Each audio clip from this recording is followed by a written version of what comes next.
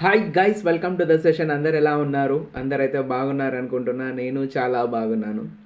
ఏదైతే మనం target UPSC 2026 అని సిరీస్ స్టార్ట్ చేసామో చాలామంది మంచి రెస్పాన్స్ ఇచ్చారు. చాలామంది మంచి సపోర్ట్ చేశారు. చాలామందికి అది వీడియో హెల్ప్ఫుల్ కూడా అయిందని నాకు అర్థమవుతుంది. దాన్ని కంటిన్యూ చేయమని కామెంట్స్ కూడా ఇచ్చారు. నైస్ స్ట్రాటజీ బ్రో, మంచి ప్లాన్ ఉంది అని చెప్పారు. అందుకే ఇది ఇంతమందికి హెల్ప్ అవుతున్నప్పుడు నేను ఎట్లా సిరీస్ చేయాలన్నాను కదా. ఇంకా ఇంతమంది ఇంట్రెస్ట్ చూపిస్తున్నప్పుడు దానికి నేను ఇంకా చాలా రీసెర్చ్ చేశాను. ఇంకా మీకు ఎలా ఈ ప్లాన్ని మొత్తం కాంప్రహెన్సివ్గా ఇవ్వగలను, కంప్లీట్ ప్లాన్ ఎలా ఇవ్వగలను అని చెప్పేసి ఆ సిరీస్ని, ఆ టార్గెట్ 2026కి స్ట్రాటజీ ఏదైతే కంప్లీట్ ప్లాన్ ఉందో దాన్నే నేను ఇప్పుడు ఆ సిరీస్ని కంటిన్యూ చేస్తున్నా. నిన్న ఎవరైతే ఆ series video starting first video చూడలేదో ఒకసారి దాన్ని చూసి రండి. తర్వాతే ఈ వీడియో మీకైతే క్లియర్గా అర్థమవుతుంది. ఎవరైతే ఆ వీడియో చూడలేదో దానికి నేను లింక్ డిస్క్రిప్షన్లో ఇచ్చాను. దాన్ని మీరు క్లిక్ చేశారంటే ఆ వీడియోని చూసి రావచ్చు. లేకుంటే మీకు ఈ వీడియో అంతగా అర్థం కాదు, ఏం చెప్తున్నా, నేను ఏం మాట్లాడుతున్నా అని చెప్పేసి. సరే, నేనైతే ఇప్పుడు సెషన్ స్టార్ట్ చేసేస్తాను. చూడండి, నిన్న మనం వచ్చేసి మాట్లాడుకుంది 2 టాపిక్స్ గురించి మనం డిస్కస్ చేసాం లాస్ట్లో. ఒకటి వచ్చేసి మనం డిస్కస్ చేసిన టాపిక్ సిలబస్ గురించి మనం మాట్లాడాం, మీకు అందరు తెలిసిందేది. నెక్స్ట్ వచ్చేసి మనం మాట్లాడిన టాపిక్ వచ్చేసి పీవైక్యూస్ గురించి మాట్లాడాం. ఓకేనా? సిలబస్లో నేనేం చెప్పాను మీకు, సిలబస్ని ప్రింట్అవుట్ తీసుకోండి యూపీఎస్సీ వెబ్సైట్ నుంచి అని చెప్పాను. ఇవన్నీ ఏవైతే లింక్స్ ఉన్నాయో మీకు అన్నీ నేను కింద ప్రొవైడ్ చేస్తాను. లేకుంటే నా టెలిగ్రామ్ ఛానల్ ఉంది, మీరు టెలిగ్రామ్లో వచ్చేసి అక్కడ నాకు మెసేజ్ చేసినా కానీ నేను డైరెక్ట్గా మీకు ఇవన్నీ ఏవైతే సోర్సెస్ ఉన్నాయో అవన్నీ నేను మీకు ప్రొవైడ్ చేసేస్తాను, సిలబస్ అయినా కానివ్వండి. ఓకేనా? చూడండి, యూపీఎస్సీ నుంచి ప్రింట్అవుట్ తీసుకోండి సిలబస్ అని చెప్పాను. తర్వాత దీన్ని A4 షీట్లో ఓన్ హ్యాండ్ రైటింగ్ యూస్ చేసి రాయండి అన్నాను. ఓన్ హ్యాండ్ రైటింగ్ యూస్ చేసి రాయండి అన్నాను. ఒక్కొక్క జిఎస్కి సపరేట్గా రాయండి అన్న. అవును కదా, ఒక్కొక్క జిఎస్ సబ్జెక్ట్కి సపరేట్గా రాయండి అన్న. ఇది ఎలా రాయాలో నేను రాసి ఉన్నాను, ఈరోజు వీడియోలో మీకు చూపిస్తా అని చెప్పాను. డెఫినెట్గా ఇప్పుడైతే నేను చూపిస్తాను. నెక్స్ట్ వచ్చేసి పీవైక్యూస్ గురించి మాట్లాడాను. పీవైక్యూస్ని అనాలిసిస్ చేయండి అన్నాను. ఓకేనా? పీవైక్యూస్ అనాలిసిస్ చెప్పాను.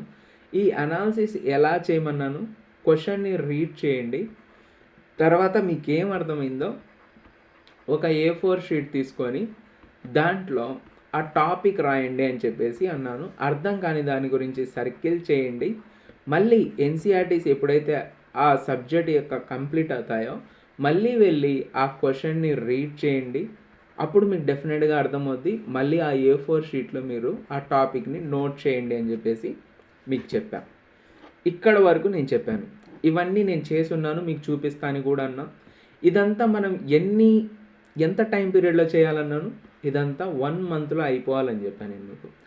1 మంత్లో మనం సిలబస్కి ఎన్ని డేస్ ఇచ్చాం? 5 డేస్ ఇచ్చాం. నెక్స్ట్ పీవైక్యూస్కి మనం రిమైనింగ్ 25 డేస్లో చేయాలన్నాం. ఓకే కదా? ఈ టైం పీరియడ్ నేను చెప్పాను. 18 మంత్స్లో స్టార్టింగ్ 1 మంత్ నేను దేనికి ఇచ్చాను?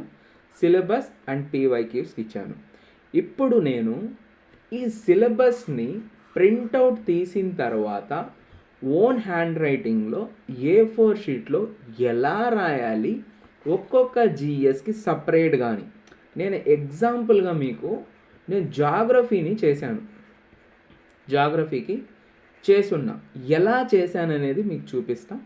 దాని తర్వాత అదే జాగ్రఫీకి నేను పీవైక్యూస్ అనాలిసిస్ చేశాను. అనాలిసిస్ చేసిన దాన్ని టాపిక్ ఎలా నేను కనుక్కొని రాశాను, A4 షీట్లో దాన్ని ఎలా నోట్ చేశాను అనేది మీకు నేను చూపిస్తా. మీరు చాలా పీస్ఫుల్గా చూడండి.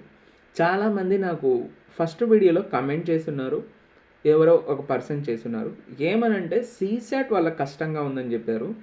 సీసాట్ క్లాసెస్ నేను ఫ్రీగా స్టార్ట్ చేస్తున్నాను, చాలా మంచి రెస్పాన్స్ వచ్చింది.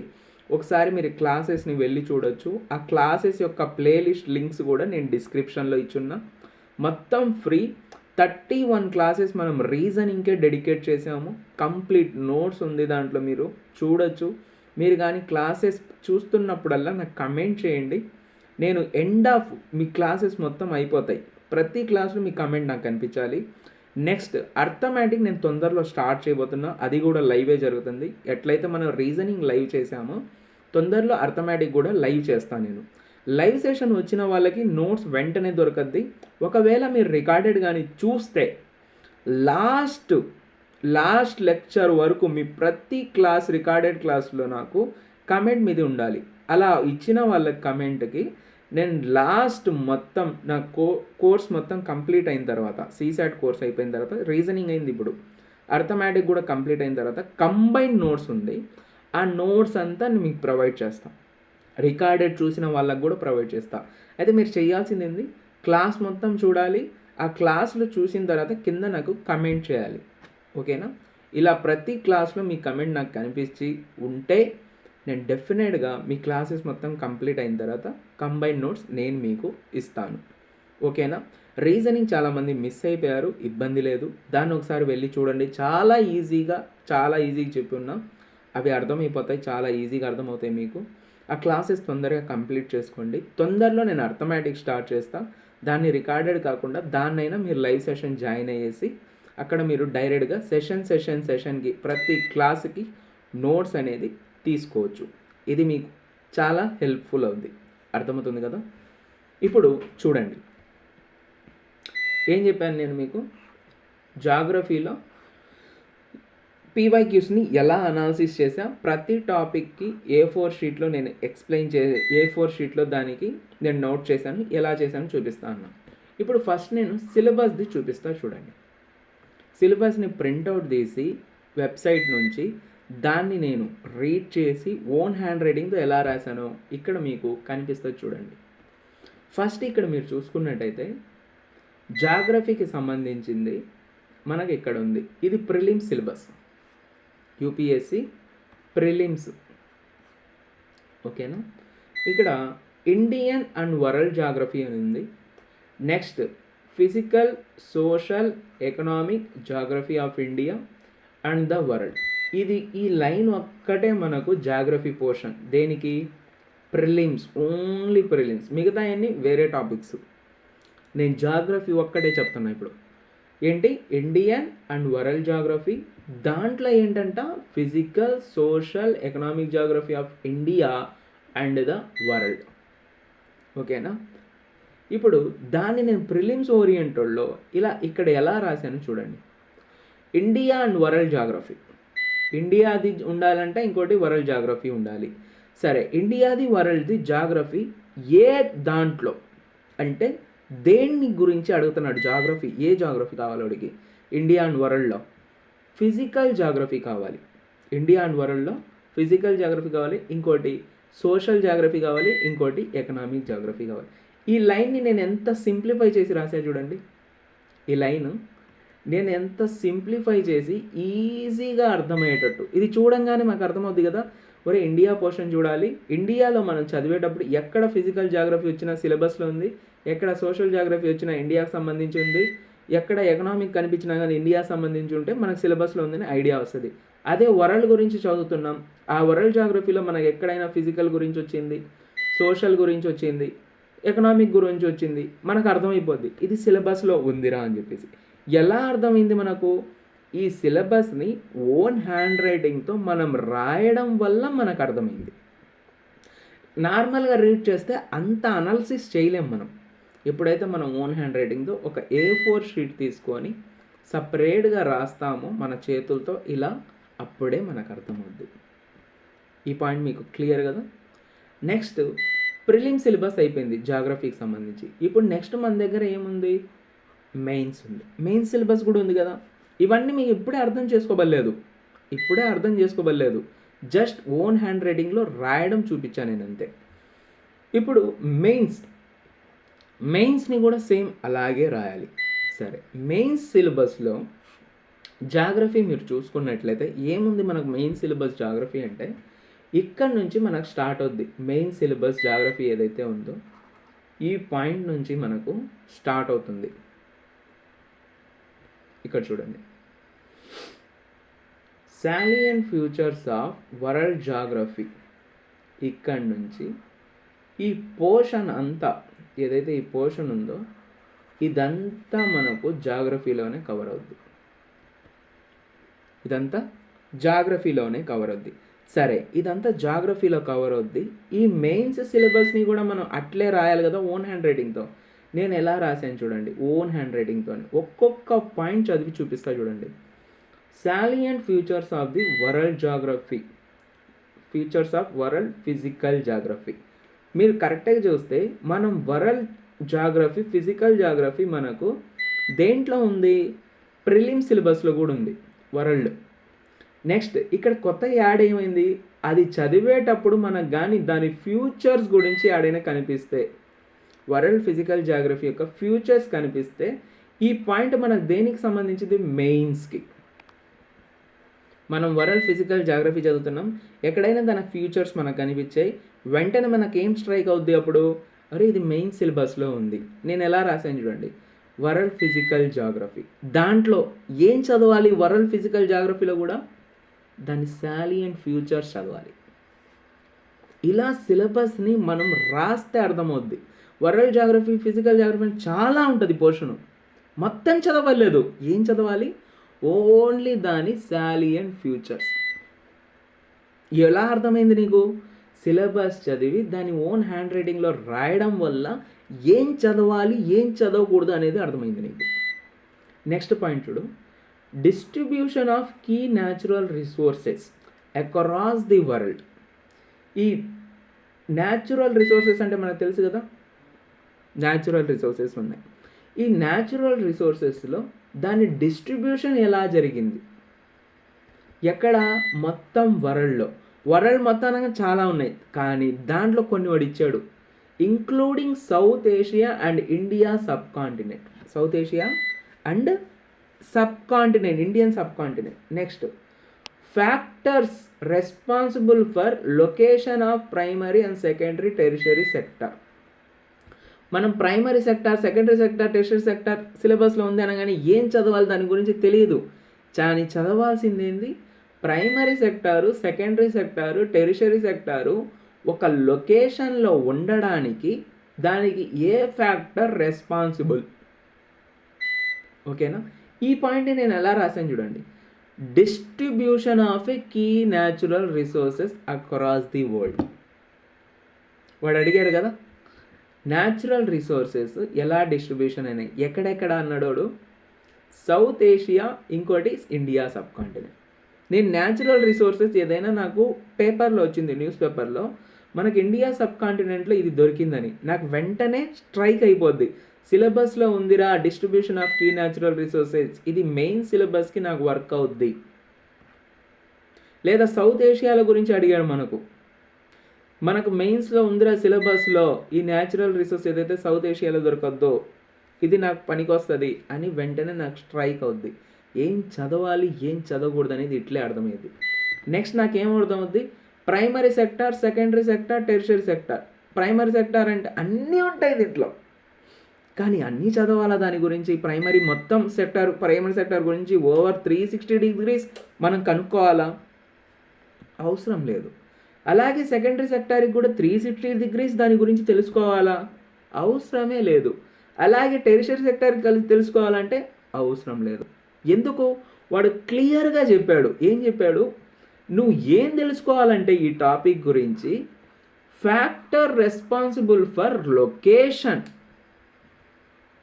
అవి ఆ లొకేషన్లో అవి ఉండడానికి ఎలాంటి ఫ్యాక్టర్స్ ఇన్ఫ్లుయెన్స్ చేస్తున్నాయి లేదా రెస్పాన్సిబుల్ చేస్తున్నాయి, ఎక్కడ, అది కూడా in various parts of the world including India.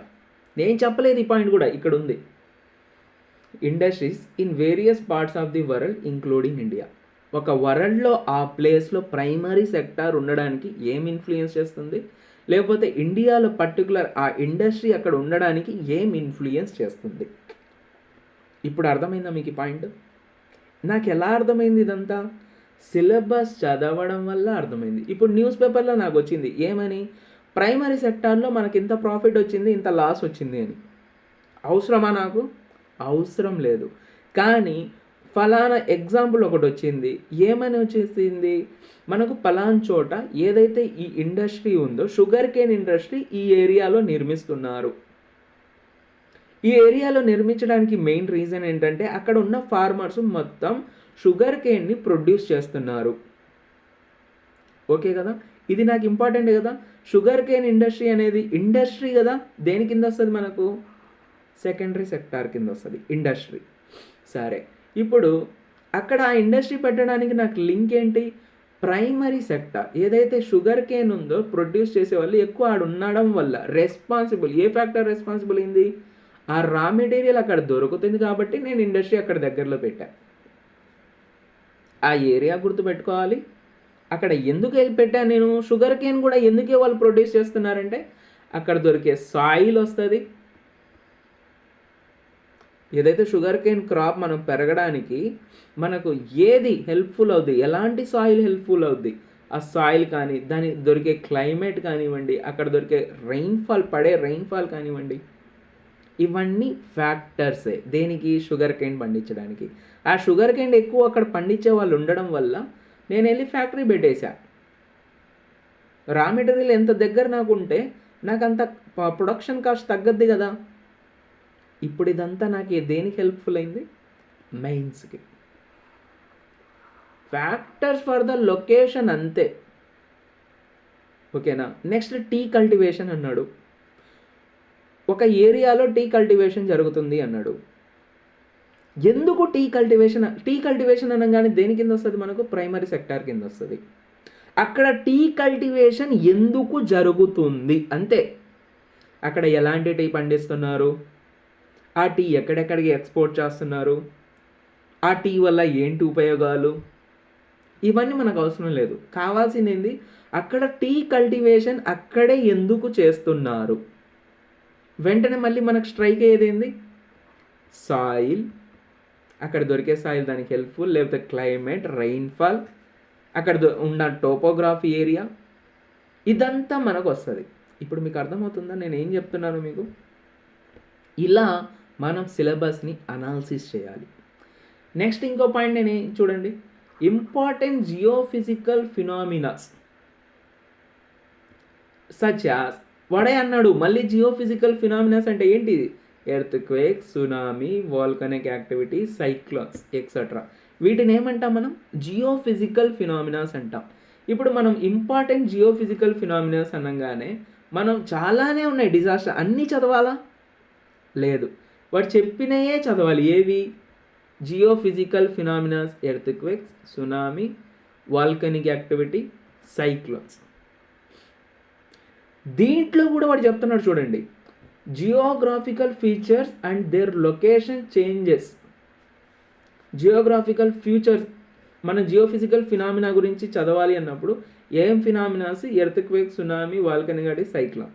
మనకు న్యూస్ పేపర్లో కనిపించిన దీని గురించి చదవాలి. మనకు స్టాండర్డ్ బుక్స్ ఎన్సీఆర్టీ చదువుతున్న దీని గురించి మనకు కనిపిస్తే చదువుకోవాలి. దీని గురించి ఎందుకు, సిలబస్లో ఉంది. దేనికి చదవాలి, అది కూడా మెయిన్స్కి, మెయిన్ సిలబస్లో ఉంది. ఓకే కదా. నెక్స్ట్ బ్రో, ఇప్పుడు చెప్పండి నాకు, మెయిన్స్ సిలబస్ క్లియర్గా లేదా. చాలామంది అంటారు మెయిన్ సిలబస్ క్లియర్గా లేదు చెప్పలేదని. ప్రతి పాయింట్ చెప్పాడు వాడు, ఏం చదవాలి ఏం చదవకూడదు మీరని. ఇంత క్లియర్గా ఉంటే ఇంకేం క్లియర్ కావాలి మనకు. నెక్స్ట్ చూడండి, ఇక్కడ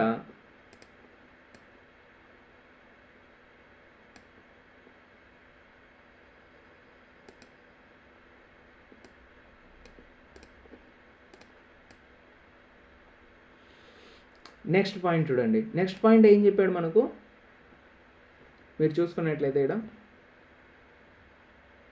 geographical futures and their location changes. అసలు దాని గురించి మనకు తెలియదు ఇంకా, జియోగ్రాఫికల్ ఫీచర్స్ ఏంటిది అదేంటి అని. కానీ మనకు చూస్తే దాని గురించి నేను చూపిస్తున్నా, geographical futures and their location. మీకు ఏదైనా దీంట్లో చెప్పే జియోఫిజికల్ అంటే ఏందో అర్థం కాలేదు, గూగుల్ చేయి. ఇప్పుడు చూడండి, మీ కళ్ళ ముందే నేను చేసి చూపిస్తాను. జియోఫిజికల్ ఫినామినాస్ అన్నాడు అంటే ఏందో నేను చూపిస్తా చూడండి. సెర్చ్ చేస్తా చూడండి నేను ఇక్కడ,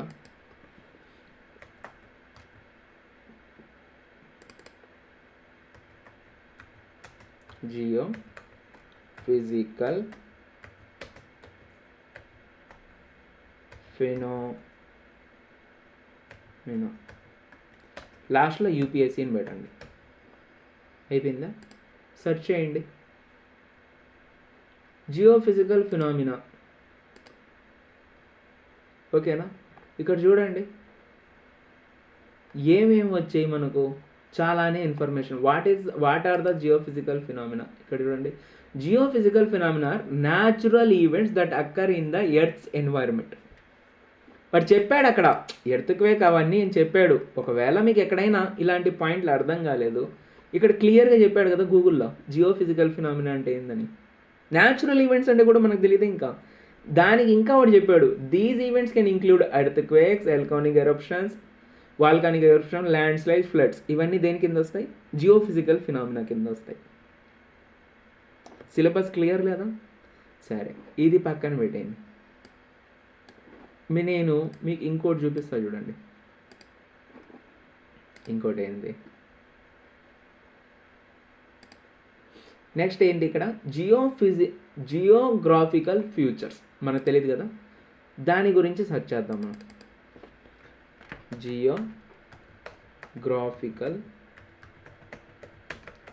ఫీచర్స్. జియోగ్రాఫికల్ ఫీచర్స్ అంటే తెలియదు అనుకోండి. ఇక్కడ చూడండి, జియోగ్రాఫికల్ ఫీచర్స్ అంటే ఏమేమి ఇచ్చాడు వాడు. ఇక్కడ యూపీఎస్సీని పెట్టండి మళ్ళీ.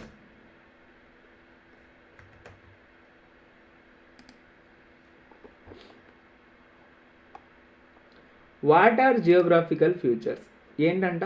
ఏ feature called object or entity in the context of geographical information science phenomena exist location in the space and scale. Okay, అర్థం కాలేదు కదా. నెక్స్ట్ ఇక్కడ చూడండి, what are the geographical features in India అంటే ఏమొచ్చింది? Himalayan mountains, northern plain, desert, peninsular belt, coastal islands. ఇప్పుడు మీకు అర్థమైంది కదా జియోగ్రాఫికల్ ఫ్యూచర్స్ అంటే ఏంటో అని. మౌంటైన్స్, హిల్స్, ఇవి ఏవైతే ఉంటాయో మనకు ఫ్యూచర్స్, వాటిని జియోగ్రాఫికల్ ఫ్యూచర్స్ అంటాం. మనకి ఏ వర్డ్ అర్థం కాకపోయినా గూగుల్లో సెర్చ్ చేసి పక్కన యూపీఎస్సీ నొక్కడమే, ఫుల్ డీటెయిల్ వచ్చేస్తుంది మనకు, ఏ ఇబ్బంది లేదు. ఇప్పుడు ఆ పాయింట్ని నేను ఎలా రాసా చూడండి, geographical futures and their location changes. ఆ జియోగ్రాఫికల్ ఫ్యూచర్స్ ఆ లొకేషన్లో అవి ఉన్నాయి. ఓకేనా? మామూలుగా ప్రాపర్గా ఫస్ట్ నుంచి ఒక జియోగ్రాఫికల్ ఫ్యూచర్ ఒక లొకేషన్లో ఉంది. అయితే దాని చేంజెస్ అవ్వడం వల్ల ఆ ఫ్యూచర్ జియోగ్రాఫికల్ ఫ్యూచర్ ఏదైతే ఉందో అది చేంజ్ అవ్వడం వల్ల, అంటే ఒక మౌంటైన్ ఉంది ఒక ఏరియాలో ఫస్ట్ నుంచి, ఆ మౌంటైన్ అక్కడి నుంచి వెళ్ళిపోవడం వల్ల, దాని లొకేషన్ చేంజ్ అవ్వడం వల్ల, అంటే ఎరోడ్ అయిపోవడం కానివ్వండి, ఏదైనా కానివ్వండి, అలా అవ్వడం వల్ల ఆ జియోగ్రాఫికల్ ఫ్యూచర్స్లో ఇంక్లూడింగ్ వాటర్ బాడీస్ అయినా ఐస్ కేప్స్ అయినా, ఒక్కోసారి మనకు ఐస్ మెల్ట్ అవుతుంది కదా హిమాలయాస్లో, అంటే దాని జియోగ్రాఫికల్ ఫ్యూచర్ కూడా లొకేషన్ చేంజ్ అవుతుంది కదా, అంటే వాటర్లా మారి అది మెల్ట్ అయ్యి బయటకు వచ్చేస్తుంది కదా, అక్కడ నుంచి లొకేషన్ చేంజ్ అవుతుంది కదా. అదే ఇప్పుడు అది effect critical geographical futures flora and fauna and effects of such changes. అలా చేంజెస్ అవ్వడం వల్ల ఎఫెక్ట్స్ దేని మీద, అన్నిటి గురించి అడగట్లేదు, అవి దేని మీద ఎఫెక్ట్, ఎలాంటి ఎఫెక్ట్ చూపిస్తున్నాయి దేని మీద, అది కూడా అడుగుతున్నాడు. ఫ్లోరా అంటే ప్లాంట్స్, వెజిటేషన్. ఫానా అంటే ఎనిమల్స్ అండ్ బర్డ్స్, ఎనిమల్స్ లేదా బర్డ్స్ అన్నీ. వాటి ఫ్యూచర్స్ చేంజ్ అవ్వడం వల్ల వీటి మీద ఏమైనా ఎఫెక్ట్ పడుతుందా, ఎఫెక్ట్ ఆఫ్ సచ్ చేంజెస్, దాని మీద ఏమైనా ఎఫెక్ట్ పడుతుందా అంటున్నాడు. నేను దాన్ని ఎలా రాశాను, geographical futures and their location అని రాశాను. దాంట్లో నేను ఏం చదవాలి, దాని గురించి చదవాలి. హిమాలయాస్ యాడున్నాయి, ఏ లాటిట్యూడ్లో ఎక్స్పాండ్ అయింది, మెయిన్స్ కోసం ఏం అడుగుతున్నాడు అని నాకు, changes in critical geographical futures. అవి చేంజెస్ అవ్వడం వల్ల, ఏ వాటర్ బాడీస్ అయినా ఐస్ క్యాప్స్ అవి కూడా దాంట్లో ఉన్నాయి, దాని ఎఫెక్ట్స్ దేని మీద, ఫ్లోరా మీద ఫానా మీద ఎలా ఉంది అని అడుగుతున్నాడు. ఇప్పుడు నేను చదివిన ఏవైతే అరావలీస్ ఉన్నాయో ఎక్కువగా డెస్ట్రక్ట్ అయిపోతుంది, లేకపోతే ఎరోడ్ అయిపోతుంది, లేకపోతే మైనింగ్ జరుగుతుంది అక్కడ, లేకపోతే మ్యాన్మేడ్ డిజాస్టర్ అవుతుంది, అరావలీస్ అంతమైపోతున్నాయి, డిగ్రేడ్ అయిపోతున్నాయి న్యూస్ పేపర్లో చదివా. అరావలీస్ దేని కింద వస్తుంది నాకు? జాగ్రఫికల్ ఫ్యూచర్స్ కింద వస్తుంది. అవి డిగ్రేడ్ అంటే దాని లొకేషన్ చేంజ్ అయిపోతుంది, అంటే అవి మారిపోతున్నాయి, వెళ్ళిపోతున్నాయి. అలా వెళ్ళడం వల్ల దాని మీద ఆధారపడిన ఏమైనా ఫ్లోరా ఫానా ఎఫెక్ట్ అవుతుందా అని చూస్తా. నేను అంతవరకే చూస్తా, నాకు ఇంకేం అవసరం లేదు. ఏమైనా ఎఫెక్ట్ అవుతుందా, నేను మెయిన్స్కి ఇది ఇంపార్టెంట్, నేను రాసుకుంటా ఆ డేటా. ఇప్పుడు మీకు క్లియర్గా అర్థమైందా సిలబస్ని ఎలా అనాలిసిస్ చేయాలని, పీవైక్యూస్ని ఎలా చదవాలి అని? ఇప్పుడు పీవైక్యూస్ చూపిస్తా చూడండి. ఇక్కడికే మనకు 25 minutes అయిపోయింది. నెక్స్ట్ నేను పీవైక్యూస్ మీద వెళ్తున్నా, వెంటనే ఇప్పుడు వెళ్ళిపోతా. ఇది అర్థమైంది అనుకుంటున్నా మీకు. నెక్స్ట్ చూడండి, ఇదంతా 1 monthలో చేయాల్సిన ప్లాన్ మనం, ఓకేనా? ఇప్పుడు పీవైక్యూస్ని ఎలా అనాలిసిస్ చేయాలి? 5 daysలో మీరు అయిపోయింది అదంతా సిలబస్ రాయడం, ఓన్ హ్యాండ్ రైటింగ్తో. నేను ఒక జాగ్రఫీ చూపించా, ప్రతిదీ మీరు అలాగే చేయాలి, ఓకేనా? ప్రతి టాపిక్ మీరు అలాగే చేయాలి. ఇప్పుడు ఇక్కడ చూడండి, నేను ఫస్ట్ ఏం చెప్పా పీవైక్యూ అనాలిసిస్లో, ఫస్ట్ క్వశ్చన్ పేపర్ని క్లియర్గా చదవండి అన్న.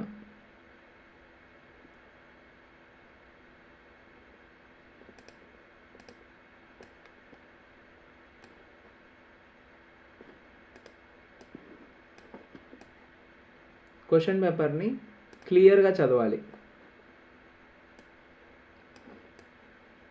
క్వశ్చన్ని క్లియర్గా చదవాలి.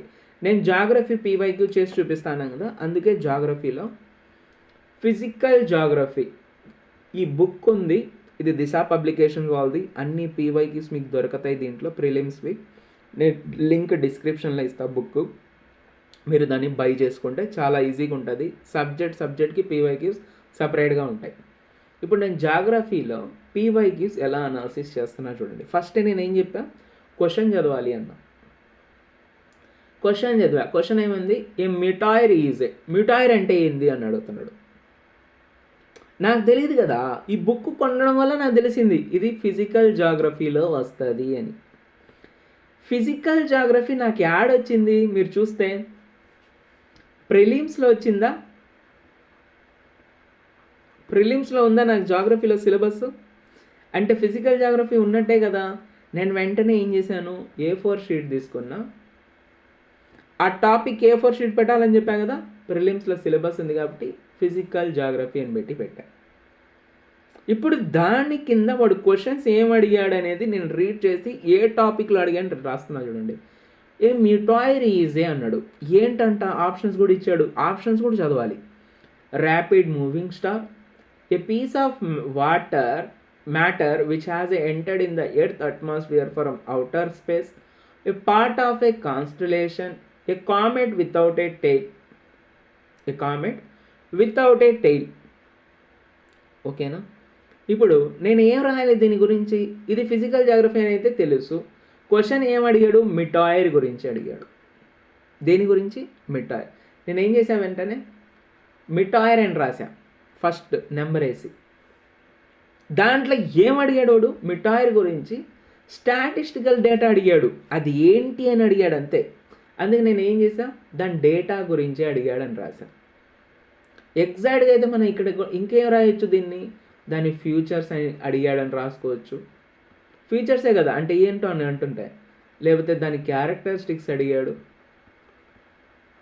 లేకపోతే ప్రొఫైల్ అడిగాడు, దాని గురించి అని రాయొచ్చు.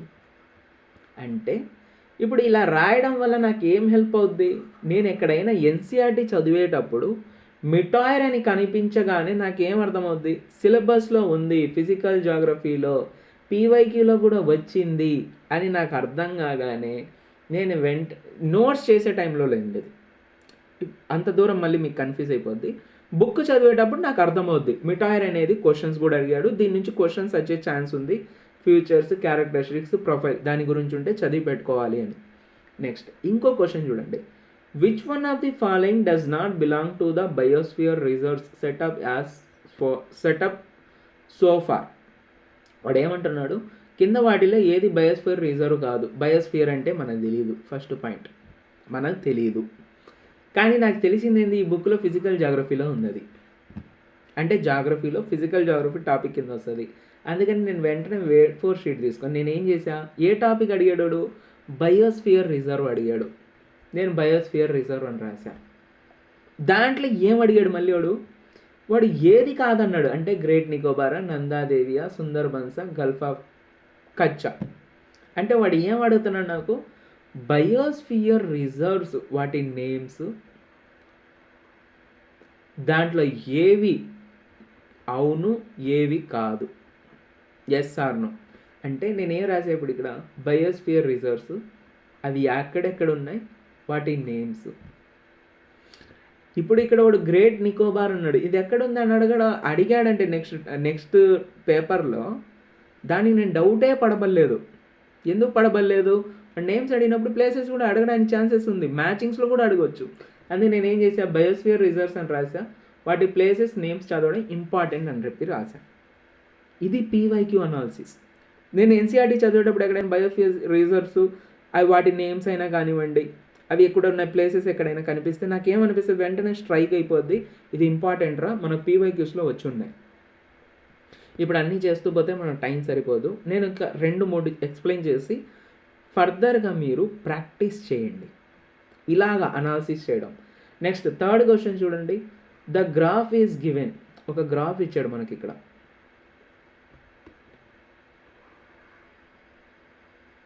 ఏమిచ్చాడు, ఒక గ్రాఫ్ ఇచ్చున్నాడు, ఆ గ్రాఫ్ గురించి చెప్తున్నాడు. The graph is given below shows the mean average monthly temperature, mean monthly rainfall. గ్రాఫ్లో మనకు టెంపరేచర్ గురించి ఇచ్చాడు, మంత్లీ రైన్ఫాల్ ఇచ్చాడు. అయితే graph is indicative which one of the climate zones. మనకు ఒక క్లైమేటిక్ జోన్లో ఈ టైంలో ఇంత టెంపరేచర్ ఉంది, ఇక్కడ ఇంత రైన్ఫాల్ పడుతుంది అని చెప్పేసి ఒక డేటా ఇచ్చాడు, జనవరి, ఫిబ్రవరి, మార్చ్ మొత్తం. ఇలాగా ఇంత టెంపరేచర్ ఇంత రైన్ఫాల్ ఈ మంత్స్లో. ఇప్పుడు ఒక మంత్ చేశాడు, దీంట్లో జనవరిలో ఇక్కడ టెంపరేచర్ ఇంత ఉంది, రైన్ఫాల్ వచ్చి ఇక్కడ ఇంత ఉంది అని చెప్పేసి ఉన్నాడు అనుకోండి. రైన్ఫాల్ ఇది ఏదైతే ఇది ఉందో, ఇక్కడ రైన్ఫాల్ ఎంత ఉంది, 10 సెంటీమీటర్. టెంపరేచర్ ఎంత ఉంది, 15 అబోవ్ ఉంది. ఓకేనా, ఎప్పుడు జనవరిలో, అట్లా డిసెంబర్ వరకు ఇచ్చాడు రైన్ఫాల్ టెంపరేచర్. ఇలాగా ఏ క్లైమాటిక్ కండిషన్లో ఉంటుంది అన్నాడు. ఇక్కడ which one climatic conditions of the వరల్డ్లో ఎలా ఈ క్లైమాటిక్ కండిషన్ ఎక్కడ ఉంటుంది, వెట్ డ్రై ట్రాపికల్లో ఉంటుందా, రైనీ ట్రాపికల్లో ఉంటుందా, సెమీ ఎరిడ్ ట్రాపికల్లో ఉంటుందా, టెంపరేట్ మెరైన్లో ఉంటుందా. మనకు తెలియదు ఇవన్నీ, కానీ మనకు తెలిసింది ఏంది, క్లైమాటిక్ కండిషన్స్ అడుగుతున్నాడు. దేంట్లో, వరల్డ్లో అడుగుతున్నాడంటే ఫిజికల్ జాగ్రఫీలో మనం వరల్డ్, ఇండియా 2 చదవాలి కదా. కాబట్టి వరల్డ్లో క్వశ్చన్ వచ్చింది. వరల్డ్లో మనకి ఎలాంటి క్వశ్చన్ ఇచ్చాడు, ఫిజికల్ జాగ్రఫీ, క్లైమాటిక్ కండిషన్స్. ఇదిగోండి క్లైమాటిక్ జోన్స్, ఆ జోన్స్ యొక్క ఫీచర్స్ అంటే అదే, అక్కడ ఉన్న ఆ జోన్కి, ఆ క్లైమాటిక్ కండిషన్కి ఎంత రైన్ఫాల్ పడుతుంది, ఎంత టెంపరేచర్ ఉంటుంది, అంటే అవన్నీ వాటి ఫ్యూచర్స్ లేకపోతే క్యారెక్టరిస్టిక్స్. అర్థమవుతుందా? ఇట్లా మనం ప్రతి క్వశ్చన్ని చదివి అది ఏ టాపిక్ కింద వస్తుంది, ఆ టాపిక్లో వాడు ఏం అడుగుతున్నాడని పీవైక్యూ అనాలిసిస్ చేయాలి. 1 మంత్లో 5 days మనం సిలబస్ రాసాం, మిగతా 25 days మనం ఈ పని చేయాలి. 25 daysలో ఇది అవ్వదు. అందుకే నేనేం చేశాను, ఎన్సీఆర్టీస్కి మనం 3 months ఇచ్చున్నాం. మీరు చూసుకుంటే టైం లైన్లో ఆ 3 monthsలో కూడా ఈ ప్రాసెస్ చేయాలన్నా నేను. ఓకేనా, ఎన్సీఆర్టీస్ చదువుతూ పీవైక్యూస్ అనాలిసిస్ చేస్తూ పోవాలి. జాగ్రఫీ చదువుతున్నప్పుడు side by side geography PYQs analysis చేస్తూ ఉండాలి. ఓకేనా, ఇక్కడ వరకు మీకు క్లియర్ అయిందా పీవైక్యూ అనాలిసిస్ అనేది? ఇప్పటికీ మీకు కొన్ని డౌట్స్ ఉండొచ్చు, ఈ టాపిక్ దేని కింద వస్తుంది ఏంటి అని అర్థం కాదు. నేను ఏం చేశానంటే ప్రతి జిఎస్ టాపిక్ ఏదైతే ఉందో, ప్రతి జిఎస్ టాపిక్, హిస్టరీ అయినా, ఏన్షియంట్ హిస్టరీ అయినా, జాగ్రఫీ అయినా, ఏదైనా కానీ, పాలిటీ అయినా, అవి ఏ టాపిక్ కింద వస్తాయి, ఏ సబ్జెక్ట్ కింద వస్తాయని మైక్రో సిలబస్ ఒకటి ఉంది నా దగ్గర. లాస్ట్ వరకు ఎవరైతే వచ్చారో మీకే తెలుస్తుంది. కాబట్టి మైక్రో సిలబస్ నా దగ్గర ఉంది. అది మీకు ఎవరికి కావాలో టెలిగ్రామ్లో లింక్ ఉంది, కింద డిస్క్రిప్షన్లో లింక్ ఉంది. టెలిగ్రామ్లో మీరు జాయిన్ అయిపోయి అక్కడ నాకు కమెంట్ చేయండి, లేకపోతే మెసేజ్ చేయండి. టెలిగ్రామ్లో మెసేజ్ చేసి బ్రో మైక్రో సిలబస్ అని టైప్ చేయండి, అంతే. నేను మీకు మైక్రో సిలబస్ ఇస్తా, ఓకేనా. ఇది సిలబస్ ఎలా రాయాలి, ఒక్కొక్క జిఎస్కి పీవైక్యూస్ ఎలా అనలైజ్ చేయాలి అనేది ఈ వీడియోలో మనం ఇప్పుడు తెలుసుకున్నాం. నెక్స్ట్ వీడియోలో ఫర్దర్ ప్లాన్ గురించి మనం వెళ్దాం. ఇప్పటి వరకు ఎన్ని మంత్స్ ప్లాన్ గురించి మాట్లాడాం మనం? 18 మంత్స్లో 1 మంత్ ప్లాన్ ఫుల్గా కంప్లీట్ అయింది, ఓకేనా. నెక్స్ట్ వీడియోలో ఈ ప్లాన్ని నేను కంటిన్యూ సిరీస్లో చెప్తా. Okay, thank you so much. Video నచ్చినట్టయితే లైక్ చేయండి, కమెంట్ చేయడం మాత్రం మర్చిపోకండి. ఇంకా మీకు ఏమైనా డౌట్స్ ఉంటే యూపీఎస్సీ రిలేటెడ్ నాకు కమెంట్ చేయండి, దాని మీద కూడా ఫర్దర్ వీడియోస్ తీసుకొని వస్తాను, ఓకేనా. లైక్ మాత్రం డెఫినెట్గా చేయండి, ఛానల్ మాత్రం తప్పకుండా సబ్స్క్రైబ్ చేయండి. Have a nice day, take care, bye, good night. మళ్ళీ నెక్స్ట్ సెషన్లో మనం కలుద్దాం.